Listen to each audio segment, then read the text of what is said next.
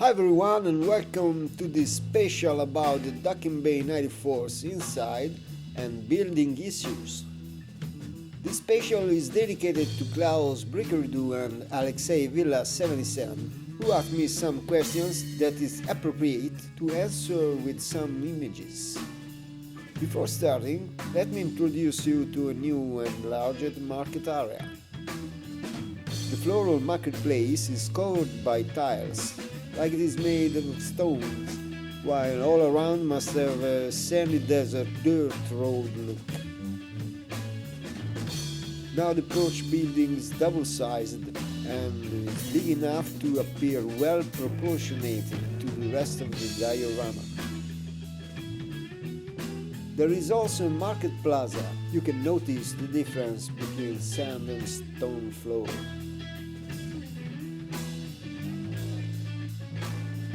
The upper covers are open and allow you to see under the porch while placing the minifigures or items.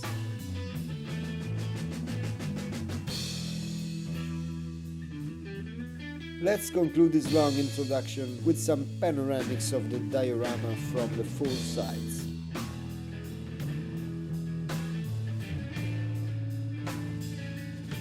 Because I decided to cut the shots as less as possible, showing the most that I could, I had to divide the whole work in three parts, so this is gonna be the first of 3 10-minute videos. I hope you're gonna enjoy them. Remember to hit the like button and subscribe to support my work on this channel. I beg your pardon if you can spot some mote of dust around the building or you can see some parts not well assembled. It has been around for years and keep it clean. It's like to do maintenance on the Brooklyn Bridge. Thanks for watching.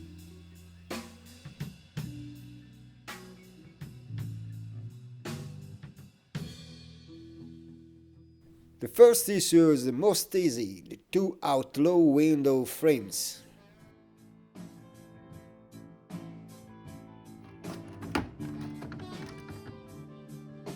This is the standard cover for the corridors and rooms.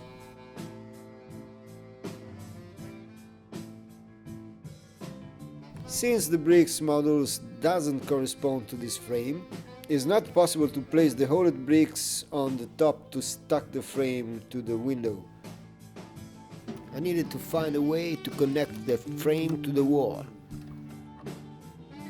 This solution guarantees straight to the wall, but I suspect it is illegal technique. Maybe there is another solution, but I won't.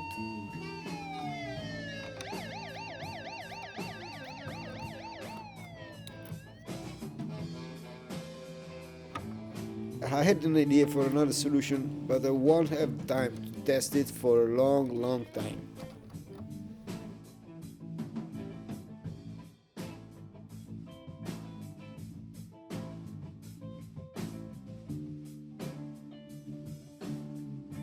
Opening the control room prepares the scene for one of the best things in the diorama. One thing I wanted from the very beginning, but I could work on it only near the very end of the first prototype.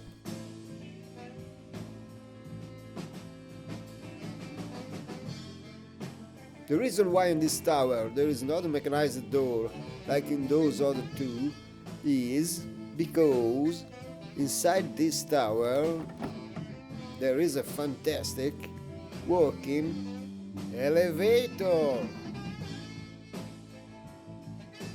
The elevator is not mechanized, at least not yet, but just placing it inside the tower was a great goal, so I'm very happy with this.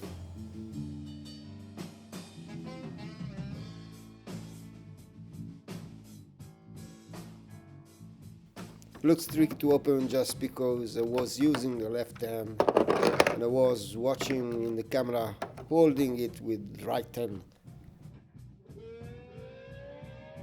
This building interferes with the camera, but we can remove it. This is the advantage to be modular, but you'll see much more about this later. On the first floor, the elevator have two side doors. Once they are open, the passage from the control room to the right corridor is clear. One more detail that makes the elevator great is the door's locking mechanism. When the building is closed, it is completely hidden in facade.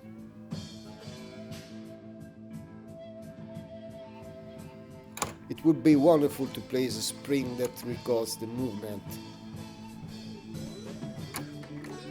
The other door's mechanism is hidden in this antenna. As you can see, the passage is clear.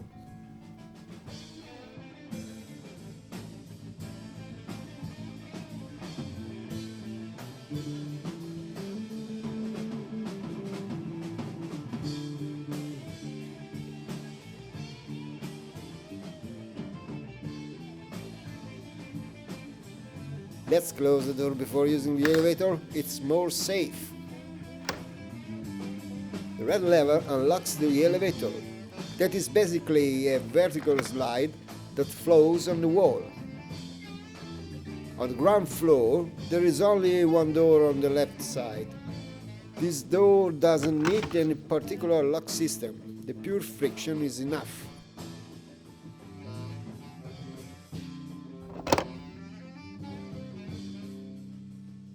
Those holes in the red 1x1 bricks provide the elevator's lock.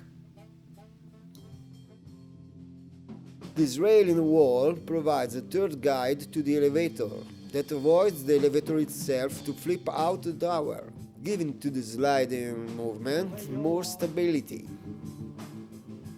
This is the second version of the elevator slide. It moves very smooth. This was one of the more challenging issues I have to face in building the Dockin Bay 94, but still there are more very interesting and funny things to see.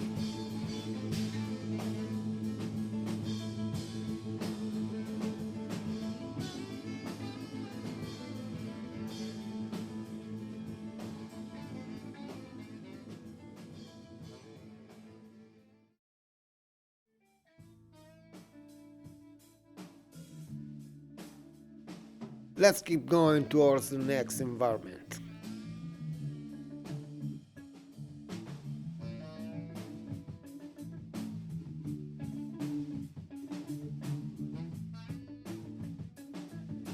This is the crane's control room.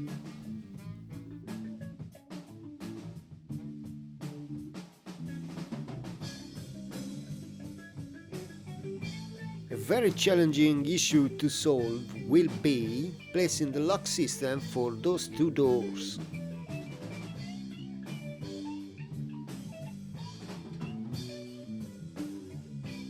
As you can see, I can't use the same system I've used for the elevator because it would interfere with extracting the city buildings. I'll have to find another way or move this control room elsewhere, far from external buildings.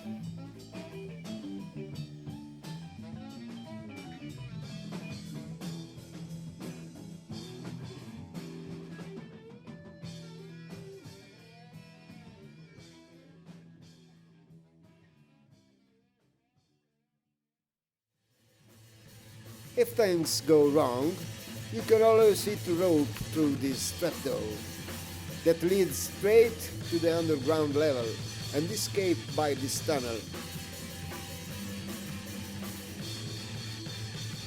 But there is also a tunnel that leads to this manhole, so you can exit in the alleys and hide in the commercial area or just run away.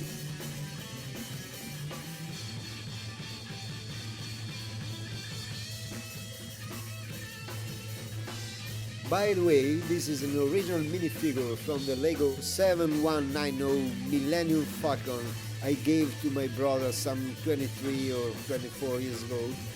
It is still as new. They didn't play with LEGO like me in my childhood.